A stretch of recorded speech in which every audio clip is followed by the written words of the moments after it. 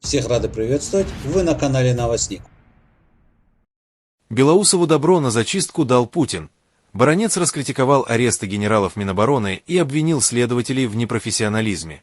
Сегодня вся страна наблюдает за масштабной чисткой в Минобороны, которая, судя по всему, лишь набирает обороты. Еще буквально месяц назад подобное казалось невозможным, так как позиции большинства арестованных и снятых занимаемых должностей генералов казались незыблемыми. Однако после назначения главой Минобороны Андрея Белоусова в ведомстве началась череда грандиозных скандалов.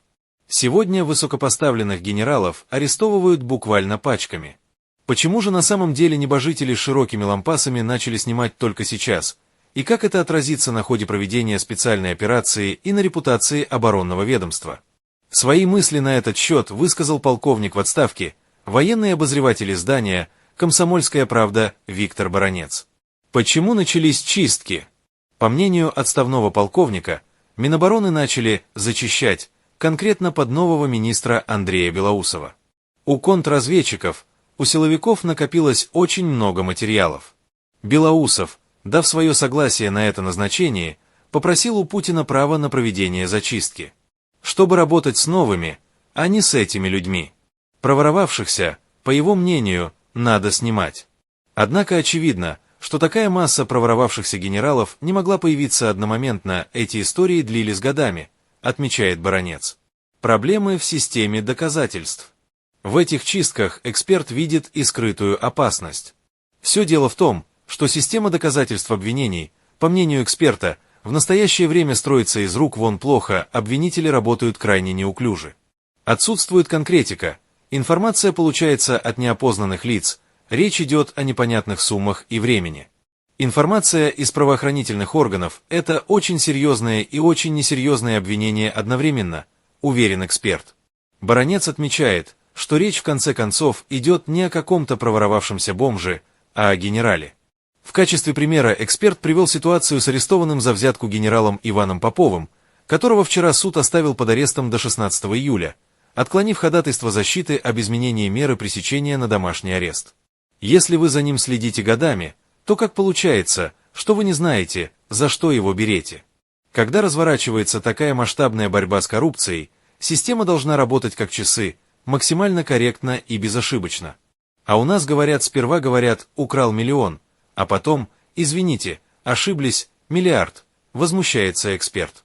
По мнению Баранца, за такие вещи глава государства должен вызывать ответственных людей на ковер. Коррупция в армии. Отвечая на вопрос журналистов, когда закончатся аресты и как можно остановить коррупцию в рядах вооруженных сил, эксперт уверен, что никак. Никак. Такого рода скандалы никогда не стихнут. В армии всегда воровали, еще со времен Петра I. И всегда кто-то за это попадал или на нары, или под расстрел. И не надо делать из генералов козлов отпущения, дескать, сейчас парочку посадим, и на этом все закончится. Коррупцию можно лишь уменьшить, как это произошло в Китае, но даже там ее до конца так и не победили, рассуждает эксперт, напоминая, что в России нет ни одного министерства, которое бы не сотрясали коррупционные скандалы. Влияние арестов на специальную операцию.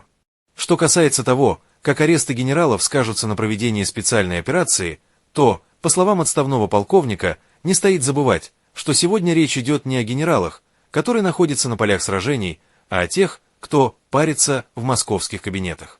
Но в то же самое время происходит и очень много непонятного. В качестве примера Баранец привел героя России генерала Дворникова, при котором начиналось СВО, но сегодня по непонятной причине он возглавляет ДОСААФ. По мнению эксперта, народ должен знать, почему это происходит, и только тогда станет понятно реальное положение дел на СВО. Но сегодня мы не имеем права задавать подобные вопросы. Не можем спросить, почему снимают людей, почему их сажают. Не можем спрашивать о том, как дела в армии, хотя армия у нас народная, и именно сыновья народа сегодня стоят под ружьем. Чем опасна ситуация, при которой люди не знают всех подробностей и всех деталей обвинений? Я никогда не стану защищать тех генералов, которые проворовались. Но сейчас все происходит на фоне слухов. Я считаю так, если взяли проворовавшихся генералов, то будьте добры, предъявите 1000% доказательств на стол. Нельзя допускать того, чтобы про генерала говорили: что-то где-то продал, где-то что-то взял. Это не правосудие, а склоки, которые подрывают репутацию армии, резюмировал Баранец. Список арестованных генералов.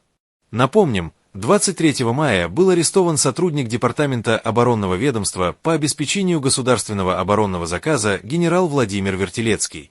Честно говоря, уже становится сложно следить за теми фигурантами, которые попали под масштабную зачистку. Перечень генералов на сегодняшний день выглядит так. За взятку в особо крупном размере арестован заместитель министра обороны, начальник управления тыла ГОС. Советник 1 класса Иванов.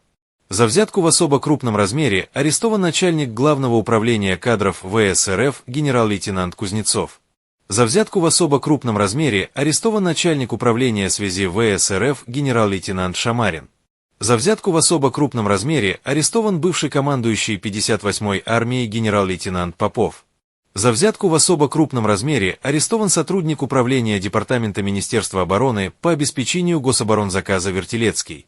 Как мы видим, формулировка во всех случаях одинаковая, то есть Андрей Белоусов с разрешения Владимира Владимировича взялся за дело очень серьезно. И есть все основания полагать, что это лишь начало процесса. Установка перетрясти всю малину, дыну серьезная, судя по всему, не ограничиваться отдельными уголовными делами. Однако Баранец, безусловно, прав, рубить с плеча все же не стоит. Если человек виновен, то его вина не должна вызывать никаких сомнений, как в случае с тем же Поповым. А пока очевидно, что все происходит по принципу «лес рубят, щепки летят».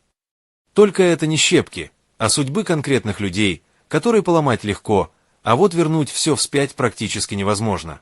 Россияне хотят слышать правду, а не довольствоваться зрелищами, которые в виде особняков, дворцов и яхт, принадлежащих отдельным представителям ведомства, им подбрасывает пресса.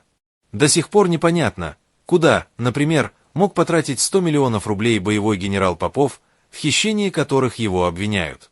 Поэтому трижды прав Баранец. Если взяли проворовавшихся генералов, то будьте добры предъявить 1000% доказательств на стол. А пока все это напоминает расчищение поляны под новое руководство. Вы были на канале Новостник. Оставляйте ваши комментарии, также подписывайтесь, ставьте лайки и делитесь видео в соцсетях, потому что все ваши действия продвигают видео в топ.